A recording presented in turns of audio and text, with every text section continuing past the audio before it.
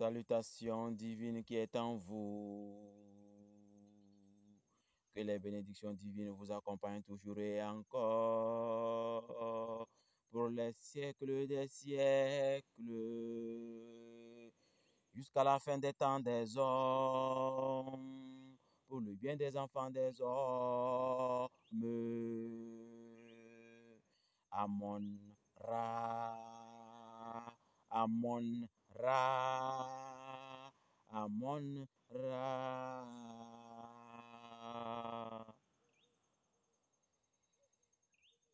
Bonjour et bon réveil dans les bénédictions divines.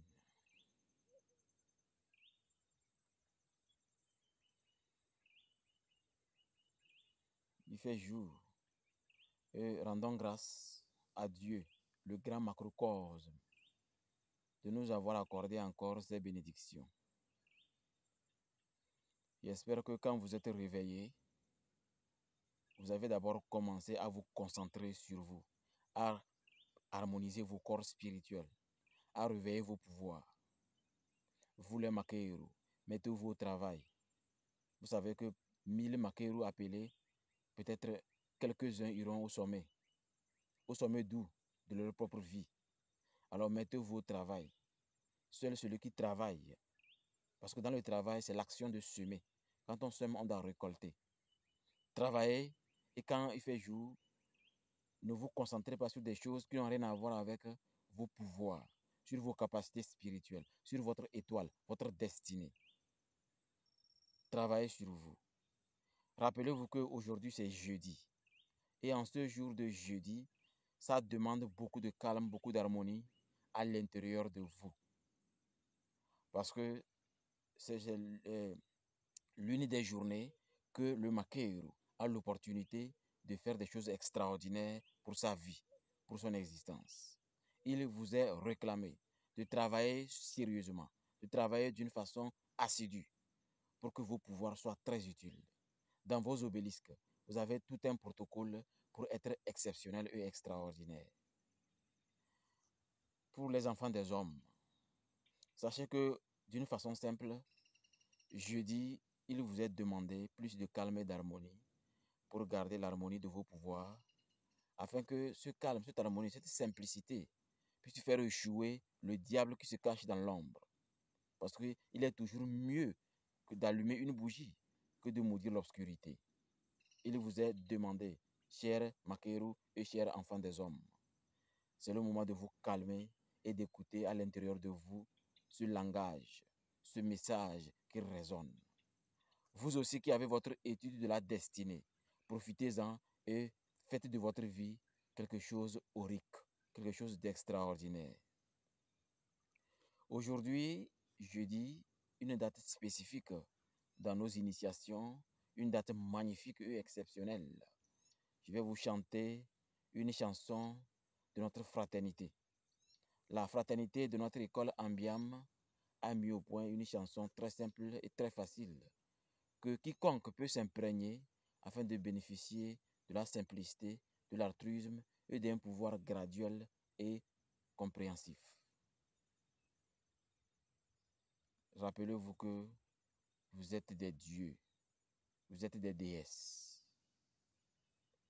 Pour profiter de ces pouvoirs, pour écraser celui que vous écrasez, avant qu'il ne vous écrase, l'écraser, ou être complètement intouchable selon les lois de l'intouchabilité, vous avez d'abord besoin de savoir au juste ce qui se trouve à l'intérieur de vous. C'est ce qui se trouve à l'intérieur de vous qui peut vous dire exactement le protocole de pouvoir que vous méritez, ou carrément votre étude de la destinée. Dans le chant de la fraternité de notre école spirituelle Ambiam, voici la chanson la plus importante pour nous, une chanson dans laquelle nous reconnaissons le pouvoir du mot Christ et du mot macrocosme. Il faut noter que chez nous, dans nos initiations, quand nous disons à tout moment macrocosme, c'est pour éviter de dire Dieu. Parce que ce Dieu-là qu'on nous a amené jusqu'à ce que l'Afrique a commencé à dire Dieu avec grand D. Nous n'étions pas avec ce grand D, nous étions avec nos dieux, et un Dieu au supérieur de tous les dieux. Donc, la meilleure manière de profiter du pouvoir du ciel et de la terre, de la foudre du ciel et de la terre, du chaudron de la terre, des arbres, des fourmis, des serpents, des scorpions, des souris, des rats, tout ce qui existe comme vie qui marche, contient une énergie qui contribue à ce qu'on appelle le pouvoir de la calebasse, c'est-à-dire ce qui est circulaire. Pour nous les Africains, Dieu est circulaire.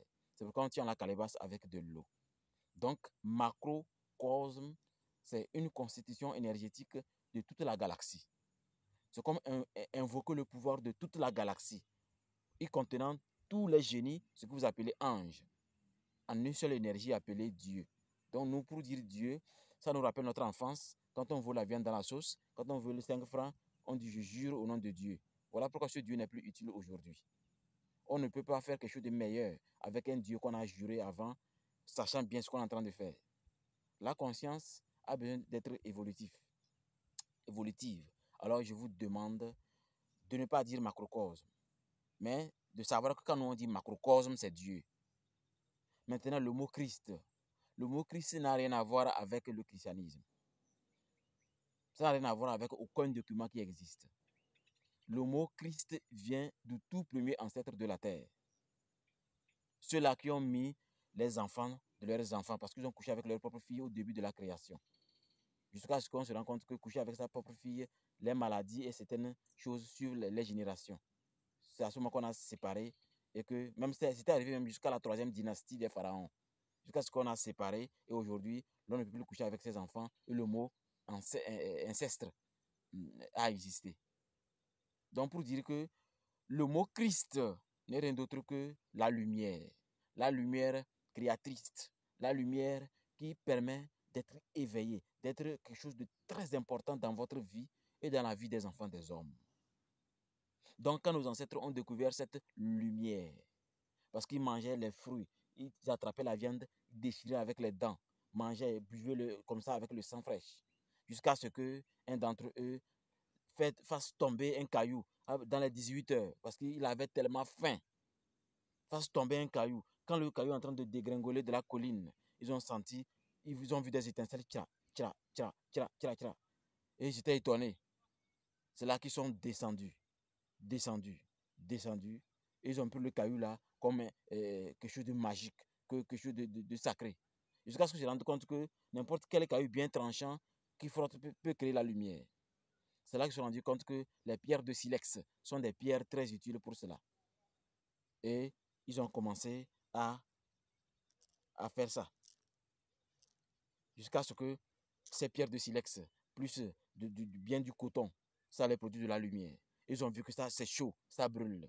C'est là qu'est née la lumière. C'est là-bas qu'ils ont dit, aujourd'hui, leur Dieu, c'est Krsish.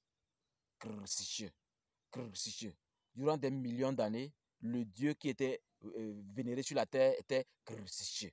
Parce qu'on frotte ça, les pierres de silex, quand on frotte sur un caillou, ça fait Krsish. Et ça prend feu. Ça prend feu. Jusqu'à ce que, non seulement les pharaons, les soi-disant chrétiens sont arrivés dans l'Égypte et ont banni ces découvertes et ont mis en place le Christ, soi-disant Jésus. Et après Jésus le Christ. C'est normal que ce soit Jésus le Christ parce que dans l'initiation, même chez nous, à un niveau, vous devenez Ein Sof Christos. Ein Sof Christos n'est qu'une dimension spirituelle chez nous. Ce n'est pas que mon nom. Ein Sof Christos. Parce que au début, même dans le latin, on dit Christos pour dire Dieu. Christos. Donc, on a tout fait pour que l'origine de ce concept disparaisse, mais ça ne disparaît jamais. Mais sachez que si vous voulez profiter pleinement du mot Christ, ne mettez pas dans votre tête que parce que je suis musulman, je ne vais pas l'utiliser. Non, non, non, non, non. Ça n'a rien de chrétien. Ça vient de la découverte du feu en frottant le caillou. Christ. Ça devient Christos. Jusqu'à Christ. Quand vous prenez une bûchette d'allumette et l'allumette, ça fait comment? Christ. Et ça prend feu. C'est pourquoi quand vous prononcez, vous prenez, ce sont 6 bûchettes d'allumettes. Et que vous allumez chaque allumette, vous vous enflammez quelque chose de précis. Quelqu'un qui vous a menacé, meurt avant que le soleil ne se couche. Ce sont 6 allumettes. Mais si la personne ne vous a rien fait, vous mourrez avant la personne. C'est ça vraiment la sainteté du Christ. C'est une dimension de lumière. Ça n'a rien de Jésus. Ils ont s'en accaparé de beaucoup de choses. Ils font semblant d'être les plus importants. Ce mot n'appartient pas à une religion ou à qui que ce soit. C'est pour le ciel et la terre. C'est pour nos descendants. Donc, pour vous dire que le mot Christ n'est pas Jésus. Ça n'a rien de Jésus. C'est une dimension de lumière, une dimension d'élévation, une dimension d'extase. Voici comment les choses ont commencé avec le terme Christ.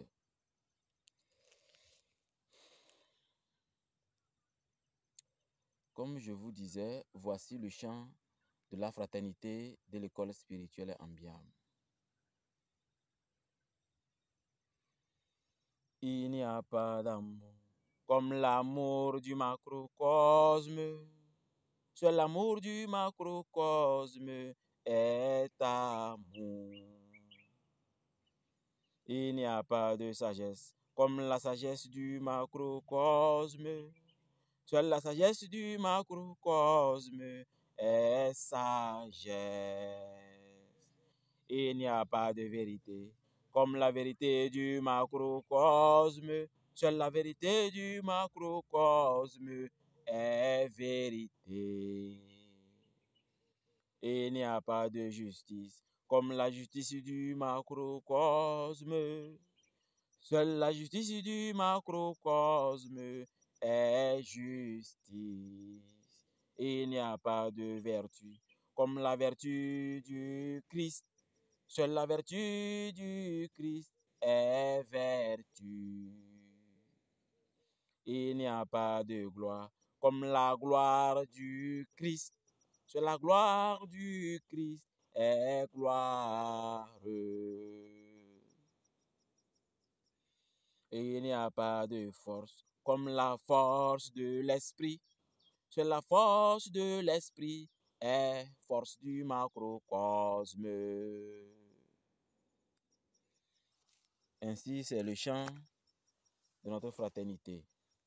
Un chant apparemment simple, mais qui vous remet sur un chemin de lumière, un chemin de transformation. C'est comme ça nos étudiants, nos maqueros, découvrent le chemin de la pureté et se connecter à leurs racines, à leurs ancêtres, afin de décupler les véritables pouvoirs qui dorment en eux. Otep, Achepsut, Nacham Soho.